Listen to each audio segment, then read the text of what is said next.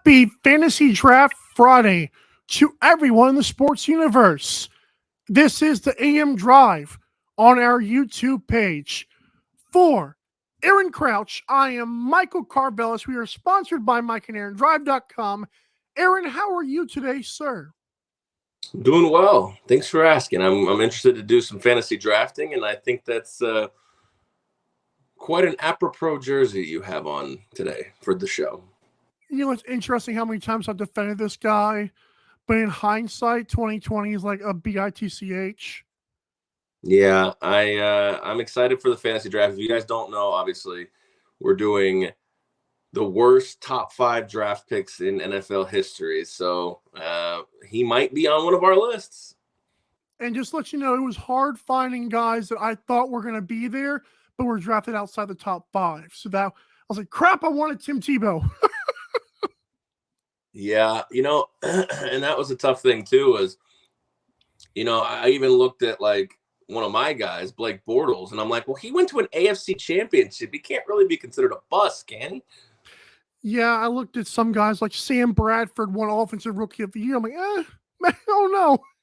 He also played for like 47 teams too. Yeah. But we're going to get to that. But MikeandAaronDrive.com for the best in sports. Well, good Lord, for the best in our merchandise.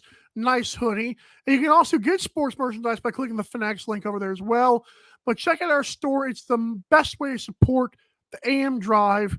And thank you for that so much. Okay, let's get caught up with some NBA playoffs, and then we're going to do NHL playoffs next. Aaron, just to let you know, if there's been a theme of these playoffs, it's injuries so far. Giannis Antetokounmpo, Ja Morant, Kawhi Leonard. Oh, that's scheduled. There's also been dirty play. Draymond Green was suspended for a game. Sabonis and the Kings are being criticized because of that. Joel Embiid kicked Nick Claxton last night in the joints, and then James Harden was suspended later for doing a similar play. So I want to get your take on that first.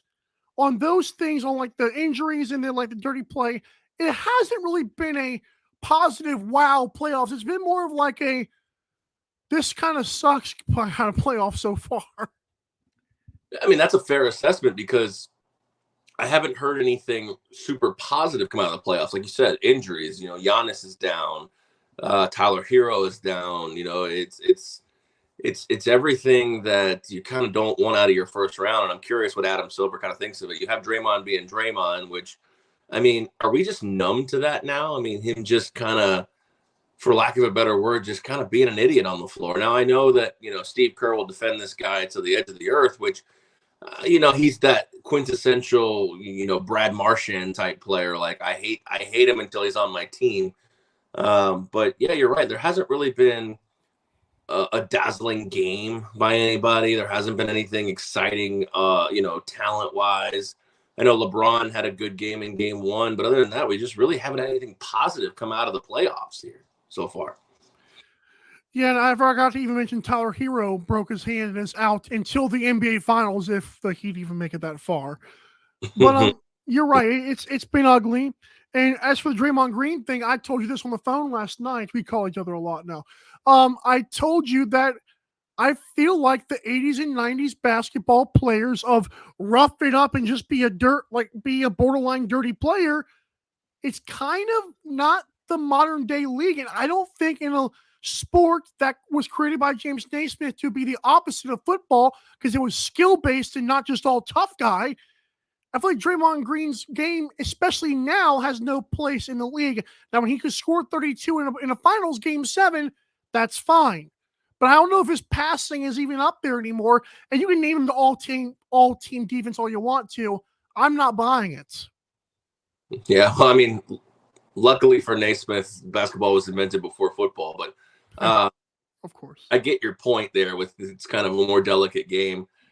You're right. I mean, Draymond's style of play reflects the 80s and early 90s game where, you come across the lane, you're going to know we're here. There's 4 of us here. It's a different game. And I think Kevin Durant even talked about this before the playoffs started about how the game is just as physical, yet even though it's different. I don't agree with him, but there are guys like Draymond who kind of seem like a fish out of water, and sometimes. And I understand Steve Kerr. We don't have 4 titles without him. This, that, and the other. I get it. He's a huge catalyst, or whatever you want to say, toward their dynasty run. But it seems the majority of the time you hear the word Draymond Green, it's for the wrong reasons. It's kicking people in the groin. It's stomping on people. It's punching teammates. It's it's just, it has no place in today's NBA.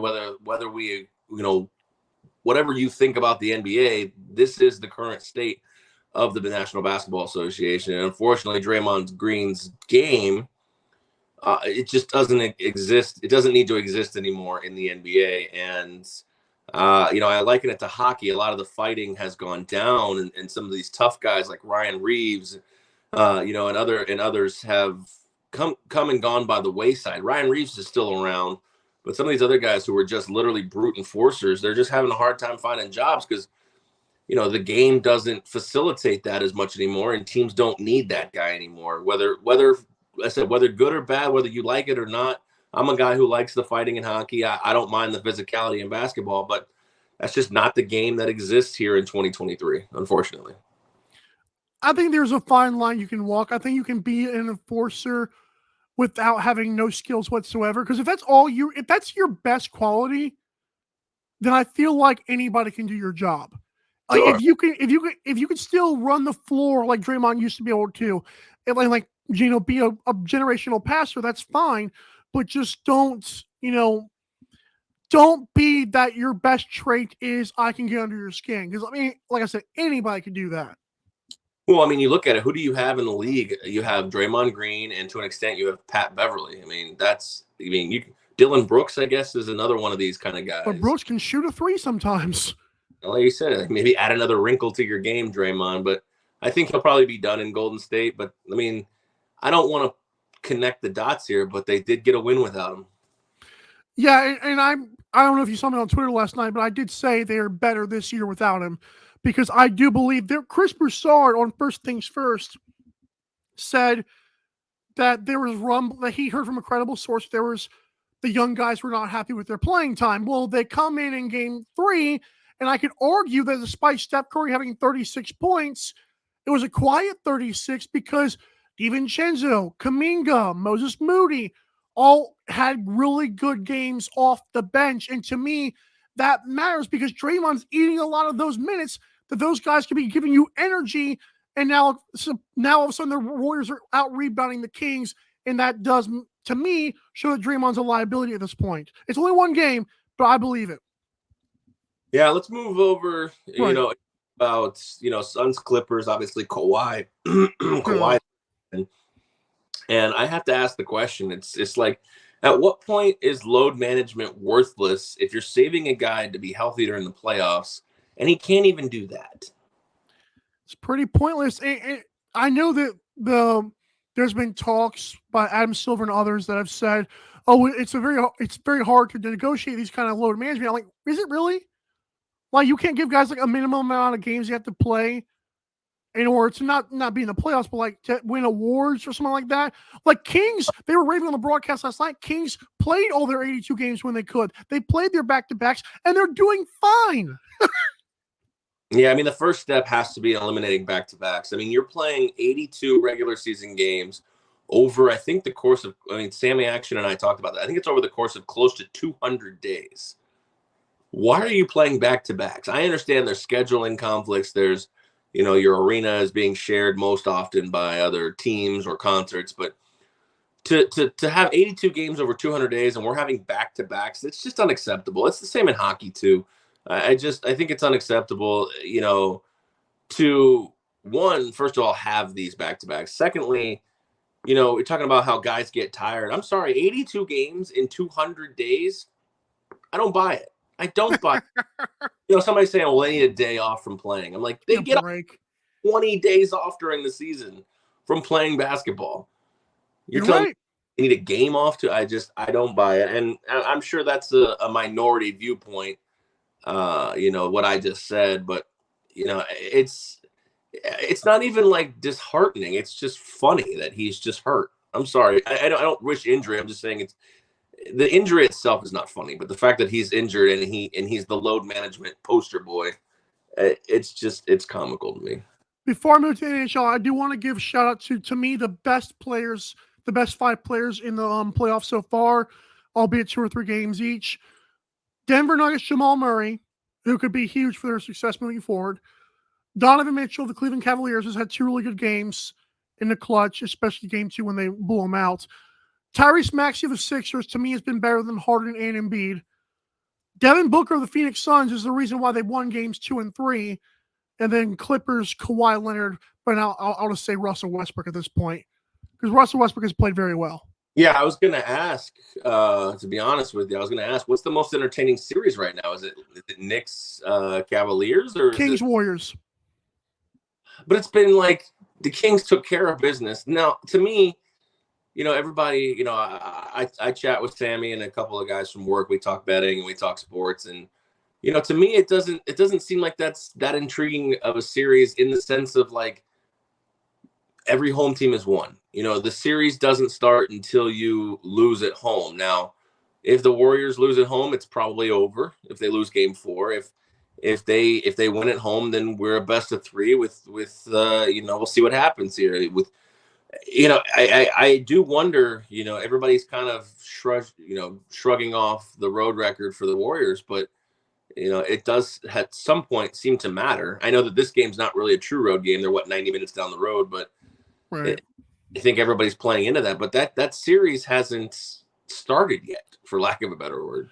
I like it because of the backstories, and I think a lot of sports is the off the court talk, like the Draymond Green, like the Kings haven't been there for 16 years. Warriors are defending champions. They're the dynasty. They're down 2-1. I think that's why I like it. The best series, though, like you said, might be Knicks Cavs, but that's only been 2 games. Clippers Suns has been pretty decent. Yeah, I still feel like, especially now with Kawhi, I felt like it was Phoenix in 5 or 6, and it still obviously is trending that way, especially without Kawhi, no Paul George. This team has no shot. So that's true. Let's get to NHL though.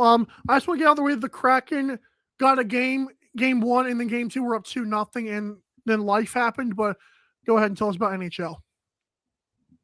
It's the most surprising game so far is the Bruins getting smacked at home 6-2. Toronto and Tampa obviously is a 1-1. Tampa stealing another one. This series is set to play out almost exactly like it did last year. Now, if the result, obviously Tampa in 7 would be great.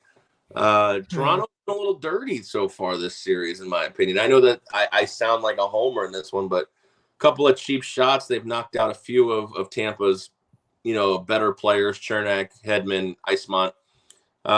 So I'm not a fan of a team winning a series simply because they eliminated all of the talent on the other team. Eliminated. It's just, for cheap shots. Bunting got 3 games for his hit. I don't like series that go like that, whether it's my team or not. I just don't like. I like to see the series where Mano. Yeah, the best players are on the ice. You're right. Your Kraken got one, which it was their first win in franchise history, first playoff win in franchise history. So you got to give a little tip of the cap to them as well. In the West, Minnesota and Dallas have been super exciting. We had a double overtime game for that one. The Kings and the Oilers have been, the Kings have shown up. They show no fear. They stole 1 game in overtime. They almost got another game. They definitely had a chance to win it there at the end. Let's see, what else do we have here? You have, I'm trying to think of these series. Rangers are killing the Devils. Oh, the Rangers. Yeah, the Rangers is making the Devils their bitch at that point. And then, the Carolina Hurricanes, I'd like to see the Islanders get back in this series, which is totally possible. They're going back home, but the Hurricanes are just the overall better team, and I think ultimately they'll get it done in probably 5. But hopefully the Knights. Yeah, the Knights lost a tough one at home in game 1, which was kind of disappointing, but they came back last night with a big win. So that series is heading to Winnipeg. Connor Hellebuyck, to me, is the X factor in this game because he's a former Vezina winner, if he starts standing on his head, now, the Knights are no stranger to a goalie just taking over a series. Carey Price, Anton Khudobin, they've seen this act before. But Mark Stone coming back after 2 back surgeries and getting 2 goals last night was huge for his confidence, and I think for the confidence of the team. Jack Eichel, first goal as well in his playoff career. So they feel like they've got the confidence, but they really need to obviously get at least one out of that trip to Winnipeg. If they lose both, I think they're done. But I think if they win both, obviously that's good too. And I'll be at Game 5. Let's give our best teams for each playoffs. So far, I would say the Kings or the Celtics have looked the best. What about you for the NHL? For the NHL so far, looking the best. Oh, that's tough because the matchups. Well, with all the matchups pretty much being 1-1. I think Carolina and New York have probably looked the best, if you want to say that. I mean, the Rangers have beaten the Devils 5-1 both times. Carolina having the 2-game lead. I would say they've looked the best, but it's been the Rangers theoretically has looked the best. I dig it. Just a little get caught up, How are you feeling? I'm feeling good. These first rounds are exciting right now. I mean, I know there's been a couple of blowouts. I like to watch those Kraken, though. They don't have fear. They're playing with house money right now. I saw the first 2 periods of that game, and then I was fed up because I figured, here comes Colorado. I'm mad at Sammy Action. He talked me out of in-game betting the Avalanche when they were down 2-0. Hey, let's get a word about safety. It's the AM Drive. Go to MikeandAaronDrive.com to support the show. We'll be right back. If you're driving, please remember to use your car's Bluetooth speaker while listening to the AM Drive. Sports talk is not worth your safety or the safety of others. Thank you. All right, welcome back here to this Fantasy Draft Friday edition presented by Fanatics. That's a lot of F's. Fanatics Fantasy Draft Friday edition of the AM Drive here, presented by Fanatics. Very simple. Go to MikeandAaronDrive.com. Click the Fanatics logo. You see it right there. You'll see it over at the website. Click it, shop it, buy it, support us. You'll love it. We appreciate you guys. Everything you want, even including that ugly-ass Mitch Trubisky jersey that Mike's wearing right there. 100 years of Chicago Bears, for what it's worth. Yeah, yikes. 100 years, and I think they have 1 title. 1985, baby. Yeah, none of us were born. Okay, so, that's good. You weren't born in 85. I was actually surprised by that. I'm kidding. I'm kidding. Fantasy Draft Friday, the worst NFL draft picks ever that were drafted in the top 5. I do want to give an honorable mention to a guy that's not going to make my list, but he might make yours. But the Colts became the second team in 1992 to have the top 2 picks since the 1958 Cardinals. The guy who was drafted number 1, interesting story here, was where is he at? Steve Eptman, or I call him EMT man. Steve Entman. Steve Entman. There you go. First overall pick in 1992 by the Colts out of Washington. Whoa. 50 games played. He's only started 19. He's a defensive end, 121 tackles, only 8 sacks. Oh, he had injuries. Well, I mean, to be fair, in the games he was healthy, he wasn't really great. But they said he was supposed to be like the Reggie White kind of guy, supposedly, and had some nasty injuries. But I wanted to do him and the other guys like a combination, but injuries, whatever. We get it. All right, you got first pick, by the way. I have first pick. Well, that's an easy one. I think I have to take what would be considered the biggest bust in NFL history, in my opinion, is Jamarcus Russell. Yeah. Do you have the story on that, or do you want me to tell you some stats and stories? Because I got some stories for you. If you have some stats on it, it's great, but I'll tell you the story. I mean, of course, he went number 1 overall. He was an athletic freak at LSU. Played incredible in college. I mean, I get why he was taken number 1, but he could throw a ball. The big thing was I can throw a ball 60 yards from my knees. Well, unfortunately, in football, you don't throw from your knees. And of course, the straw that stirred the drink, the final straw, was the fake video, which is my favorite. One of my favorite stories of all time in sports is the fake Jamarcus Russell video. If you don't know, the Raiders sent him home with a blank tape, basically telling him it was film on the next opponent. We would like to talk about it the next day. He came back the next day. They asked him about it, and he made up a frivolous lie about studying the film for the opponent, and that's when they knew to cut him. So, Jamarcus Russell, wherever you are, I mean, you definitely walked away with, I think, $50 or $60 million. So, I guess, it ain't all bad. Can you imagine how confident you have to be in order to send him home with that? Like, you have to be very confident. The only thing I can think of is if you really send him a blank tape and he goes home and he actually watches it and he comes back and goes, it was blank. That was a mistake. Oh, it messed up or something. It got messed up. You could play it off. Especially in like 2009 or whatever that they would have done that. So yeah. Yeah. He was. By the way, go ahead. No, I was just saying that's fair. Yeah, you're right. 18 touchdowns, 23 interceptions in 31 games. Didn't have a rushing touchdown. Was out of the league by 2009 after being drafted in 2007.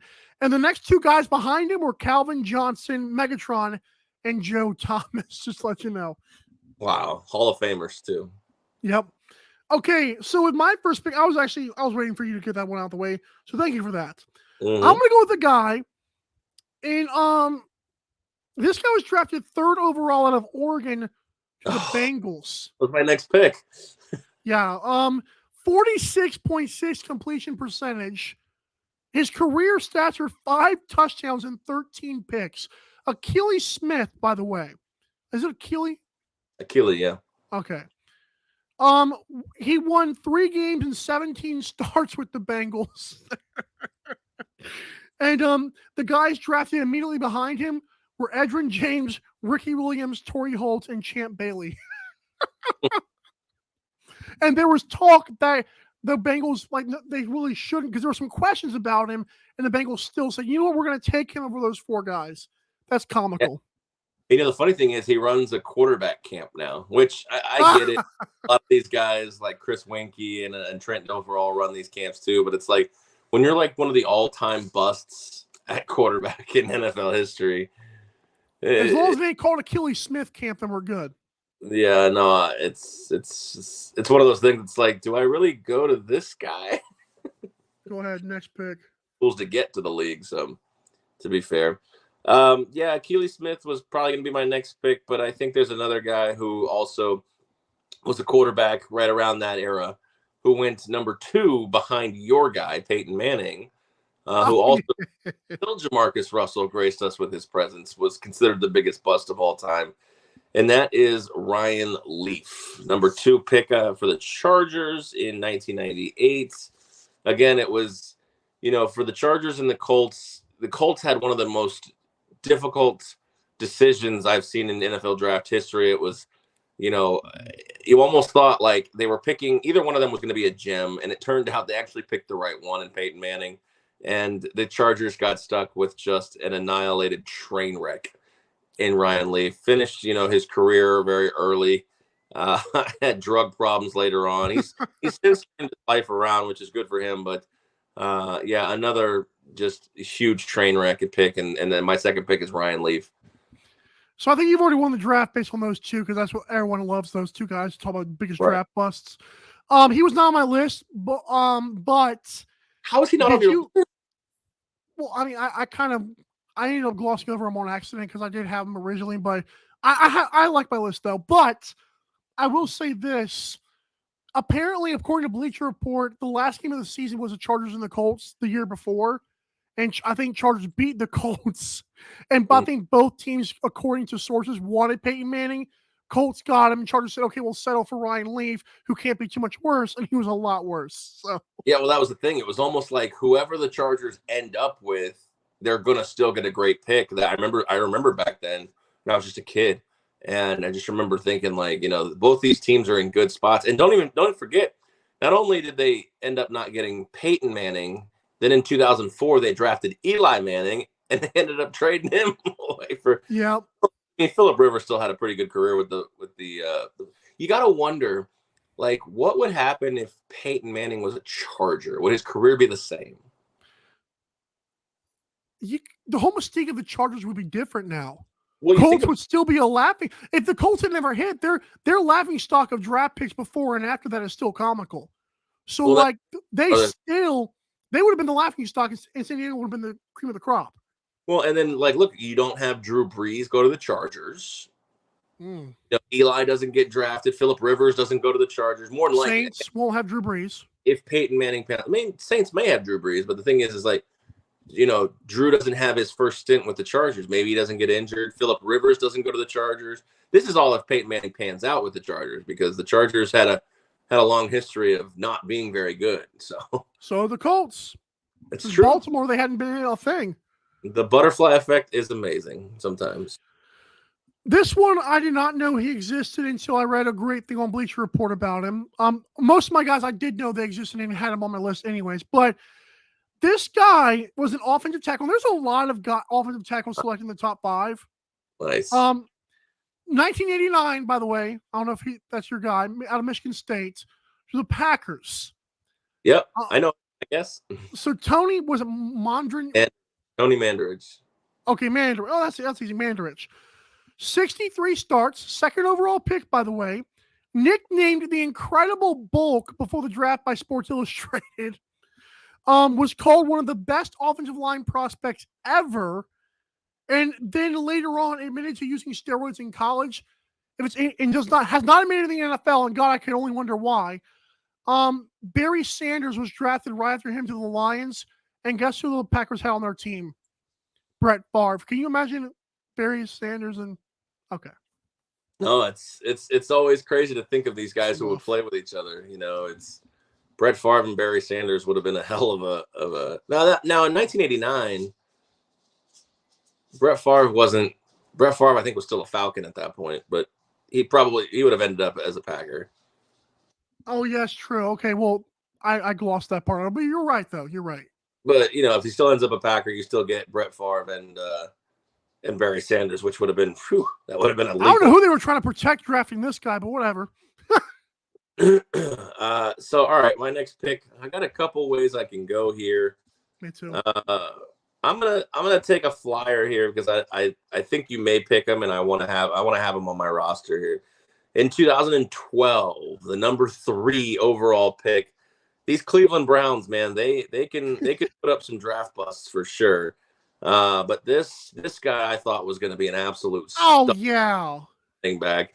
I drafted him every year of his career in fantasy football, thinking he had one halfway decent year. Then he flamed out with the Colts again, and he was the OG Derrick Henry, Trent Richardson. But Trent did it. I mean, but Derek did it better, obviously. Trent Richardson, my bust, number 3 pick here, 2012 draft, who was also the number 3 pick in that draft as well. He's great on Madden, by the way, if that helps. But check this out. So Trent Richardson, I say this is funny that every Alabama running back is good except for when they get drafted by the Browns. So he played in 46 games. His career in 46 games. Remember, there are guys that have done this in one season. 2,032 yards and 17 touchdowns on the ground, just to let you know.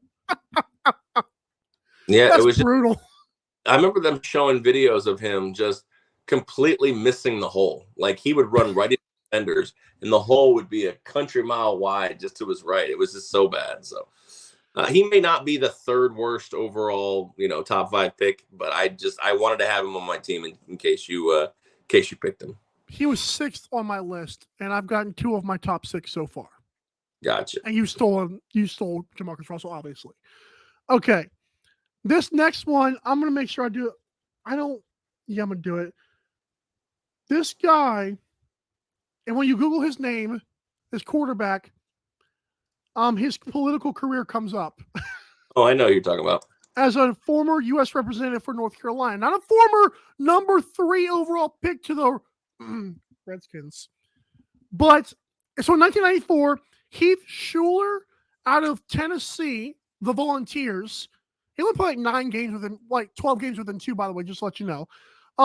15 touchdowns, 33 picks in 29 games. 49.2 completion percentage. And this is the most baffling part of this that made him so high on my list. Not only was he out of the league in 1997, 3 years after he was drafted, in the same first year of his career, he was benched for a 7th rounder that was drafted the same year by the same team. There was fans saying the 7th rounder was better than the number 3 overall pick. Can you imagine if Twitter was around in 1994 for the Washington Redskins? That is insane. But yeah, Heath Schuler is my number 3 pick. Yeah, I like that one too. He was on my list. He was number 5, 6, 7, 8. He was my 8th. I have 8 guys.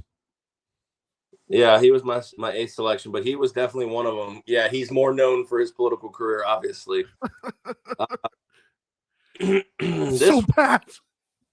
There was one I decided to skip just simply because I don't know how to play this, but I'm curious. So he was taken in the 1987 supplemental draft, not necessarily. Wow, I glossed over the supplemental ones. Go ahead. The actual draft, which I don't quite understand what that was all about. What the point of it was.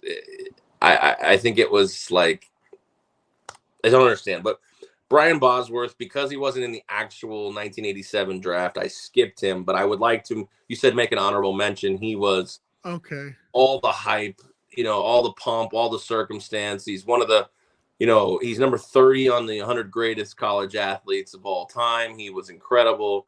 He was, just one of the best linebackers I've ever seen out of Oklahoma. I mean, just, watching the tape, but he obviously had a 2-year career. He ended up becoming an actor in a lot of stuff too. So well, that works. Yeah. Actor and commentator. He was in The Longest Yard with Adam Sandler. I don't know if you ever saw that movie, but I haven't seen most sports movies, but go ahead. But so an honorable mention to him. So I will go back to the running back position. And for me, it was one guy out of Penn State in the 90s who was absolutely incredible in college. Number 1 overall pick back when they were picking running backs number 1. Yeah. It's Kajana Carter. Kajana Carter was absolutely insane from a running back perspective. I'm going to try to find some stats on him, but he couldn't stay healthy. He just absolutely could not stay healthy. Pro Football Reference helps me out a bunch. What's that? Pro Football Reference helps you out a bunch on the stats. Yeah, I mean, I don't know. This computer's all messed up anyway. So, but yeah, I mean, it just injury one after another. The other guy I wanted to take was Lawrence Phillips, who was a big, he was in trouble with the law a lot, but he was actually the number 6 pick in his draft. So I didn't end up getting to take him. So I'm going to take Kajana Carter with my number 4 overall pick. I dig that. I dig that a lot. Did not have him on my list. So there you go. I went back to like 1992 or 3, I think. So yeah. I was originally going to do 2000, but there wasn't enough stories for me. This next guy, and I hate doing this because out of all the guys I found, this guy's the only one that's died. So this is interesting. But hear me out in terms of his football career. This wide receiver out of Michigan State was drafted in 2003 by the Detroit Lions. I remember him. He played in Charles Rogers played in 15 games. His career stats are 36 touchdowns and 4 receiving touchdowns. In 2017, he worked at an auto repair shop, by the way, back in Florida, long after his career.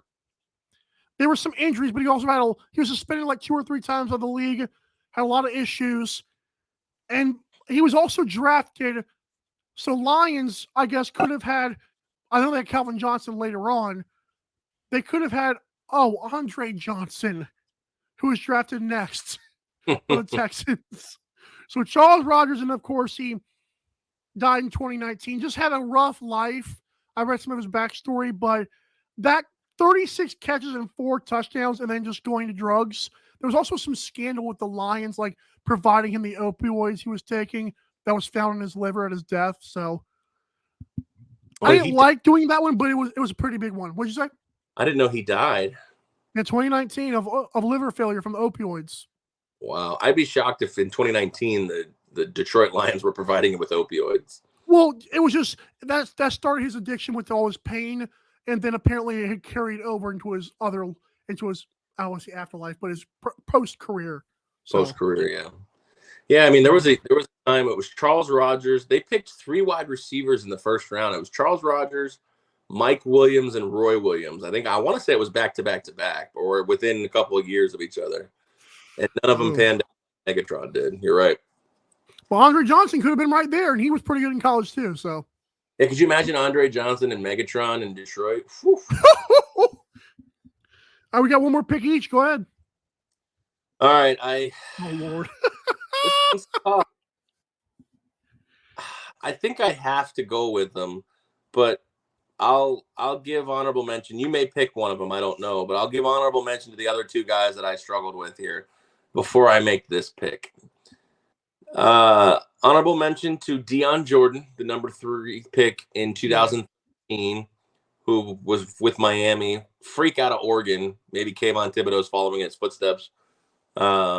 But freak out of Oregon did nothing in Miami. I don't even know if he went anywhere else, but he flamed out. So I considered him. The other pick, this one may be a shock. I don't know. Tell me how you think about this one.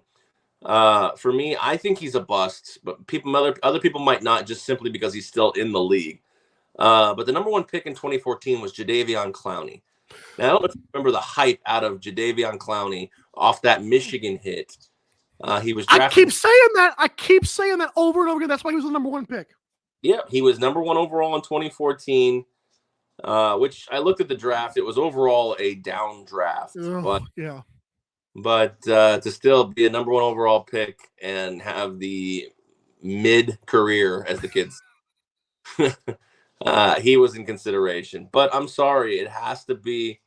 And this is I think it's more to the fact of what the Chicago Bears did and who they passed up on than necessarily. I mean, he went to 2 playoffs in his time in the Bears, which is insane because no one even notices that.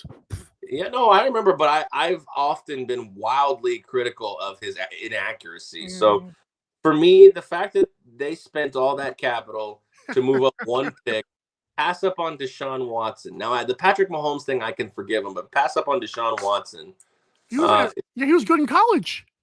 It's got to be Mitchell Trubisky, my number 5 pick. And like I said, it's a lot more of the factors. I mean, Mitchell Trubisky to me was wildly inaccurate. He wasn't that good. He didn't have enough starts under his belt. There was better options for you to move up 1 spot and get Mitch Trubisky. This has got to be one of the bigger busts of all time, just more so by the Bears than Trubisky's inefficiencies.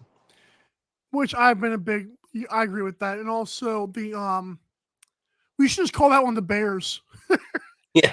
The 17 Bears. Mahomes has definitely made that even worse, although I did like Mahomes. Deshaun Watson was my guy out of college. I still love him. I still think he's going to have a bounce back year for those in fantasy that want to draft him late, just saying. But yeah, you're right about that. You're moving up to if you move up and get Deshaun Watson and Patrick Mahomes still does what he does, it's not the same. Or if you move up and get Deshaun Watson, he still does what he does. Well, maybe he does what he does because he's in a different mind. Like I said, the butterfly effect on some of these things are insane. I don't know if he's still a big massage guy. Who knows? He probably is. I don't know. Good word. So I also want to give some shout outs to some other guys on my list. Tim Couch, I'm surprised. Did you take Tim Couch or no? You took Ryan Leaf. I took Ryan Leaf. I looked at Tim Couch. He was the number 1 overall pick in 1999. I think for a franchise that literally was just re-expanding, they were destined to be bad.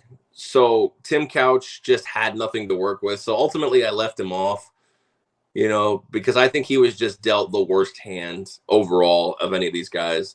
So ultimately he would not have made my list. But I did obviously, he is obviously in that, David Carr's another one. I was going to say, had Vince Young. Vince Young did it to himself, though. And he was okay. Like, he wasn't terrible, but he was okay. But he went off the reservation and went and got weird, and then that ultimately. Okay, and I also want to give a shout out to Jameis Winston and Marcus Mariota. Even though Jameis Winston has thrown for 1,155 million yards, it means nothing to me. That's fair. I mean, they're currently considered busts. That's fair. Okay, so this guy's going to shock the world because I'm going to first read you his career stats. Okay? He played forever, which is why I held him for number 5. Ooh, hold on. Can I guess? You can guess. You can read his stats, and then I want to guess. Wait, hold on. Is it a quarterback? Yes. VT? Huh? VT? No. Oh, okay. All right. This guy had a 55.7 completion percentage. You're like, well, that's terrible, right? He played 198 games somehow. And his career passing touchdowns and interceptions, this guy will play for almost 200 games. 208 touchdowns for 196 picks. He never got a chance. Well, he got a chance. He never got to be like out of the league. I don't know why he kept playing. 40,000 passing yards. Again, not bad. But when you consider he was drafted 5th overall in 1995 by the Panthers out of Penn State. Did you know Kerry Collins was number 5 overall? Yeah, I wouldn't consider him a bust. Bro, listen to this. How in the heck are you allowed to play over 50 games with a touchdown interception ratio like that? This guy's entire career is literally what every bust does, but he did it for 20 years. That is one of the most wild stats I've ever seen in my life. Every other bust is out of the league in 5 years. Huh? He went to a Super Bowl. As a starter? Yeah. Bust. No, you can't Dude, find a he has under a 56% completion. Go ahead. You can't find a single person to call Kerry Collins a bust. Do we think, does anybody in their right mind believe that Kerry Collins lives up to the number 5 overall as a quarterback? I mean, there's no way in hell. Of course. So I had to put that on there because those stats are for a guy who's drafted 5th overall and is out the league in 5 years. The fact he was able to mooch off of teams for 198 games blows my mind. He went to a Super Bowl. He didn't win it, but he went to a Super Bowl. He was part of some playoff teams too. I mean, he was an average quarterback. I'm trying to think of a guy now. He is like the ultimate game manager. That's what I'm saying. Although Alex Smith, I want to give a shot to him too. Because he was the number 1 overall pick. Alex Smith a bust. Huh? We don't consider Alex Smith a bust, even though he didn't have that good of a career either. I think I consider him a bust. I mean, when I never knew that Alex Smith was the 1st overall pick because I didn't follow the draft back then. And so someone told me, I was like, he was the 1st overall pick and no one even talks about that crap? Yeah, 05. Just because he plays still? Yeah, he was the 1st overall pick in the Rodgers draft, in the draft that Rodgers was drafted in. I just think Kerry Collins stole money. That, again, 198 games with those stats is insanity. You can't have Kerry Collins on your list and not have Sam Bradford by that logic. No. Sam Bradford, I chose him over Sam Bradford because, again, I don't see how you play that long with those stats. I don't see how it's even possible. That's like Brett Favre if Brett Favre had thrown 200 touchdowns instead of like 400. I can't. I don't. You won again, to be fair. I owe you a gift card probably by now. No, I mean, I'm not trying to. I mean, I understand playing for the win, but I just don't think Kerry Collins. I think, in my opinion, there's far worse options than Kerry Collins.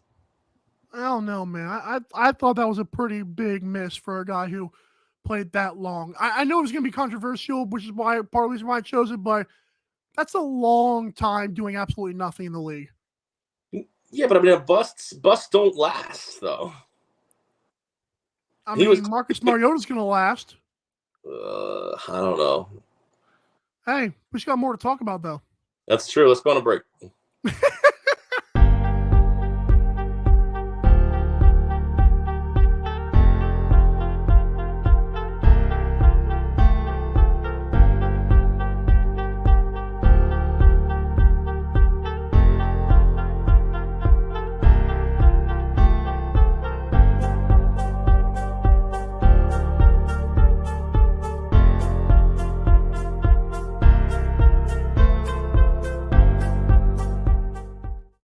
I liked my list, but go ahead. I liked your list until that 5th pick. Come on. If you want to buy a Kerry Collins jersey, well, you probably can't buy it at Fanatics, but there's not much that you can't buy. You could probably customize one. You could probably customize a Kerry Collins jersey at Fanatics. But please, when you want to shop at Fanatics, go to mikeandaarondrive.com and click that Fanatics logo. You can shop to your heart's content. You can get yourself some, well, how do I do this? Some Mitchell Trubisky jerseys. You can get yourself some internet or minor league baseball hats. You can get yourself almost anything you can think of in the sports world. But please help support the AM Drive by going to mikeandaarondrive.com first and then clicking that Fanatics logo. And we thank you for that. God bless. Max Scherzer, I'm sorry, has been suspended 10 games after whining, crying, moaning, and complaining about a sticky substance. And then, yeah, he's not going to peel it after all. Good job, Max Scherzer. You're a cheater. Congratulations.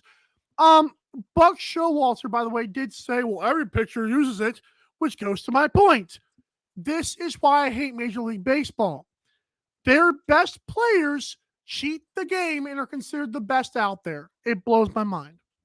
Let me ask you a question here. So a player who takes steroids or any other performance-enhancing drug, their first offense, they get 80 games, right? Oh. Yeah. So for a pitcher, theoretically, these substances would be performance-enhancing, correct? Amen. So why is Max Scherzer not getting 80 games, which equates to really only like 16 starts? I thought 10 was hefty, but hey, I like more than 10. Go ahead. Keep going. I'm gassing you up. I really think that this can be considered a performance-enhancing. It's not a drug, but it can be a performance-enhancing substance for a pitcher. So for me, I think it's an 80-game suspension, not 10. I like when you come with hot takes. That's going on a YouTube short. I'm proud of you. Gas me up. Whoa! Take your shirt off, baby. No, nobody wants that. Oh yeah. By the way, I've looked at our old videos and we have gotten so fat. Shame on both of us. See, mine's not fat. Mine's just the beard makes me look worse, or the lack of beard. Sorry, the lack. I saw you without a beard. You got fat. I've actually lost weight, so thanks. Well, yeah. Now, how are you doing that, by the way? Keto. Boo! Not doing it. Okay. I'm just eating less. It's hard. Oakland Athletics to Las Vegas. They made some investment. I don't know what they do. They bought a stadium or whatever, or they're going to build one. So they bought a large plot of land, very large, 49 acres from a former casino. There was a former casino. It was a smaller casino. There was a casino that used the site. They're going to obviously demolish that. And I mean, the Oakland A's aren't buying this land without building the stadium. They're not putting in another Wendy's in Las Vegas. Come on. Oh, the crazy thing is that just, now all three stadiums, the Knights, the A's allegedly, and the Raiders will all be within a stone's throw of each other. What about the Desert Dogs? The Desert Dogs are also in that area. Yeah. So if you look at this quadrant, so let's say, basically T-Mobile Arena is right here. The Desert Dogs are right here. The A's would be right here, and the Raiders are literally it's within. You could, like I said, I mean, not really, but you could throw a stone and hit each stadium with a throw. I mean, they're that close. They're all within a mile of each other. So, and then I guess the question is after that, if the A's are coming to Vegas, are we getting a basketball team too? Be nice to those females. Stop that. I'm sorry. Are we getting an NBA team? My apologies. LeBron James wants one over there, which I think is insane. But the NBA, when's the last time the NBA expanded? Thunder, probably. No. They didn't really expand, though. Pelicans, or they just relocated the Hornets, I guess. They relocated the Hornets, and then I guess was it the Heat? Huh? Was it the Heat, the last one, or the Magic, or something like that? The Magic were in like the 80s and 90s. I think the Magic were like the early 80s, and I think the Heat were the 90s, or vice versa. No, man, I don't think there's been expansion. I mean, I guess you could call the Charlotte Hornets, the new Charlotte Hornets, an expansion team. Well, I don't think relocating or rebranding is this. Oh, that's true. Well, they moved the Hornets to the New Orleans. Remember, they were New Orleans Hornets, but then they became the Pelicans, and the Charlotte Hornets popped up again. So I guess that's considered an expansion. But yeah, I mean, I don't know. I wouldn't mind an NBA team. It just gives you something else to do here, you know. You know what else popped up? Let me shut up. By the way, I'm sorry. In terms of the Athletics, what I was talking about a pimple, anyways. Oakland must. Yikes. Oakland must look like the Earth in post-apocalypse movies. By the way, because their fans have gotten screwed. How loyal do you have to be? They lost 3 pro teams in what? 10 years? Not 5 works too. I mean, they're gonna the A's aren't planned until 2027. Oh. So you're talking about 4 years, and then the Warriors left what? This is their first year in the Chase Center or second year? Second year, because I think they left in like 2018, 2019. No, they ain't been gone that long, have they? It's been like a couple of years, yeah, I think. Okay. And then, of course, obviously the Raiders. You're gonna lose 3 teams. Okay, let's call it a decade. We're gonna lose 3 teams in a decade. It's Al Davis's fault. Also, since you brought it up, I do wonder if Vegas will, like, the thing about this. I think if Vegas is built for box lacrosse, I didn't say lacrosse, I said box lacrosse, football, basketball, MMA. I feel like baseball better be really exciting in a few years. I feel like Vegas might not care for that too much as they do the other things. Well, it sounds like they're going to build a smaller stadium because they're talking about a 40 stadium. No, I think that makes sense with these new ballparks. Like they've made TV baseball so much more interesting, and shortening the game. It doesn't make me necessarily want to go to the game anymore because I don't want to pay the same price for 30 less minutes of my time. Like I pay the price for 3 hours, 3+ hours of entertainment. Now the actual game, I like that it's faster, but my experience in a baseball park, I want to be there as long as I can. Can I ask you a question? Okay. What are you doing next Saturday? Next Saturday is at the 29th. I'm going to the Desert Dogs game. Are you really? Yeah, my buddy's got tickets. How did you know?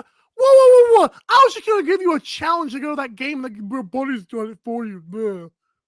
They're playing too. Huh? I think they're playing the Rush.